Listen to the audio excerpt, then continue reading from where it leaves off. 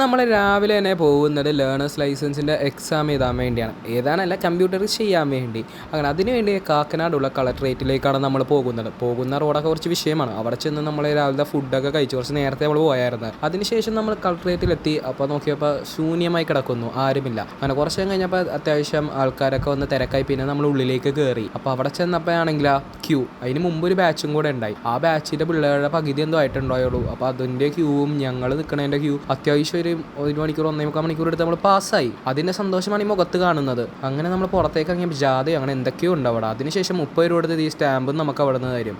അതിനുശേഷം ഇനി നമുക്ക് ഡ്രൈവിംഗ് ക്ലാസ്സിലേക്ക് പോകണം. എന്താണെന്ന് വെച്ചാൽ അവിടെ നമുക്ക് പ്രിൻ്റ് ഔട്ട് അടിച്ച് കിട്ടും ലൈസൻസ് ഇല്ല. അതുപോലെ നമുക്കിനി ഫൈനലായിട്ട് ഒരു ടെസ്റ്റ് ഉണ്ടാവുമല്ലോ ലൈസൻസ് കിട്ടാൻ വേണ്ടി. അതിനുള്ള ഡേറ്റ് എന്താണ്, ഡേറ്റ് അല്ല, സ്ലോട്ട് ഇപ്പോൾ തന്നെ ബുക്ക് ചെയ്യണം. അതിന് വേണ്ടി നമ്മൾ വടുതലയുള്ള നമ്മുടെ ഡ്രൈവിംഗ് സ്കൂളിലേക്കാണ് പോകുന്നത്. അങ്ങനെ സ്റ്റെപ്പ് കയറി നമ്മളിപ്പോൾ അവിടെ ചെന്ന് നമുക്ക് ഈ സംഭവം കിട്ടിയിട്ടുണ്ട്.